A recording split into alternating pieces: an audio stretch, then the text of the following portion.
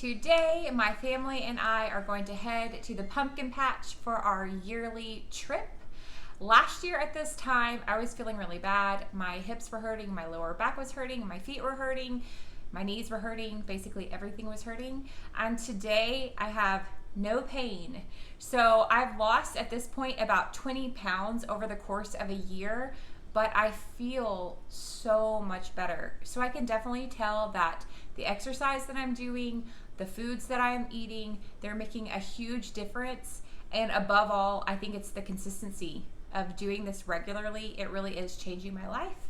So I'm excited to go and have a fun full day at the pumpkin patch, enjoy the activities with my kids, and just, I guess, reflect on the difference between last year at this time, how I felt physically, versus this year at this time. It's just a great opportunity to reflect and see how far I've come. And then later today, I want to show you a granola recipe that our family loves, and it has pumpkin seeds in it and dark chocolate, and it's delicious and easy. And then we have started training as a family to do a 5K race right before my 40th birthday. Fingers crossed. So it's going to be a busy and productive day. Let's go. Don't y'all love going to a fall festival? I think it just really puts me in the right mindset for the fall season.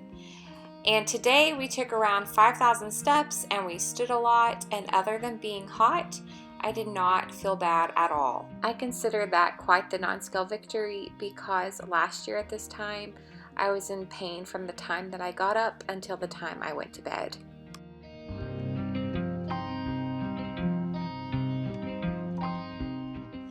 I thought it was hilarious that at the Fall Festival in Arizona, the line for the snow cone stand was forever long, and the line for the coffee bar area was empty, crickets. Another non-scale victory for me was foregoing a snow cone. I just wasn't feeling it. My kids all got one, but I was feeling a cold, crisp salad from Chipotle. If y'all haven't tried the chicken salad with their vinaigrette, I love it. It's so good, and I am not a huge salad eater. Here is a picture of me from last year versus this year. This is a 20-pound difference, and I find it hard not to look at this picture and really criticize myself, but I'm learning that a picture isn't always worth 1,000 words. It doesn't tell the story of how much I've learned over the last year about health and exercise, cooking healthier meals, and enjoying life no matter what the scale says.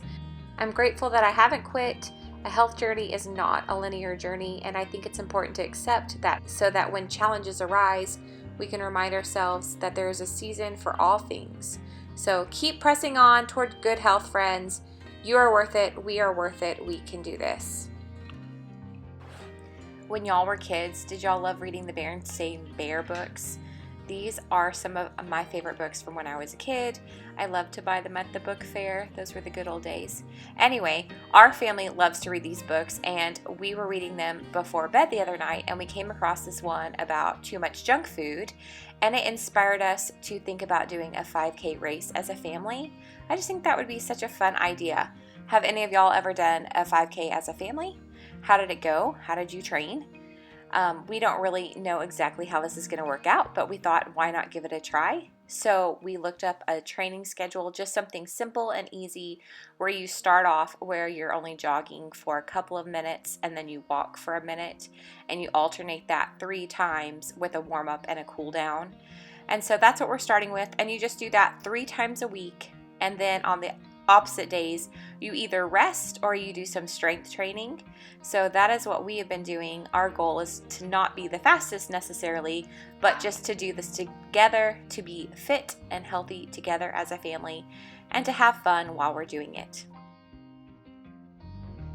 So as I watch this video while I'm editing, it's making me laugh to see our family going every which way at all different tempos, and it's just so cute. I don't know how training for a family fun run should look, but this is how it looks for our family. It's been nice to have this little park area that we can just run circles around, so that way we can see everybody at the same time. Then we can all go at our own speeds.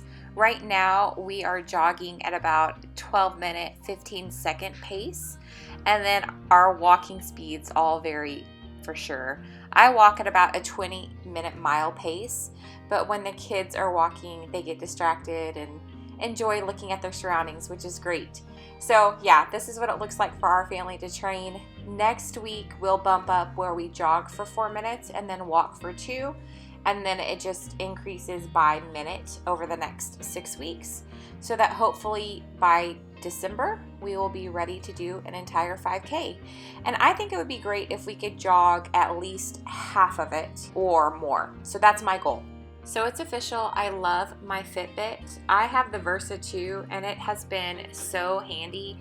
It tracks our time, our distance, our pacing per mile. I use it to check my heart rate. I use the app to track all kinds of things, my sleep, my cycles, all of those things. So if you don't have a Fitbit, I highly recommend it.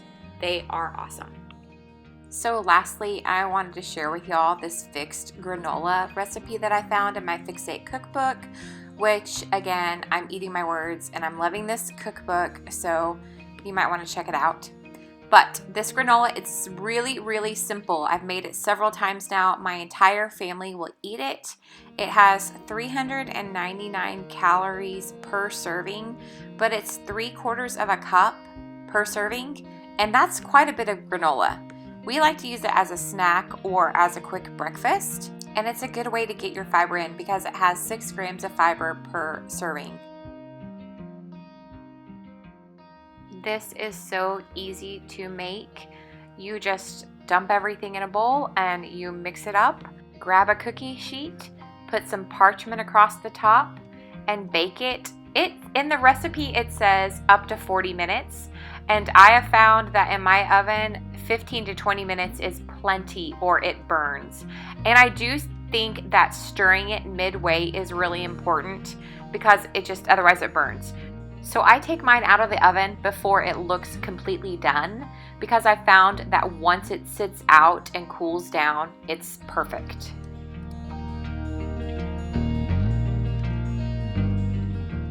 So all of the ingredients for this recipe were not hard to find. I got everything from Walmart, so it was simple and easy to get everything that I needed. And I learned that raw pumpkin seeds are also called pepitas. When the granola is finished, I measure it out and store it in Ziploc bags, and it stores for up to 1 month. Ours never lasts that long because it is so tasty. We also like to throw some dark chocolate chips in ours every once in a while. It just makes it even better.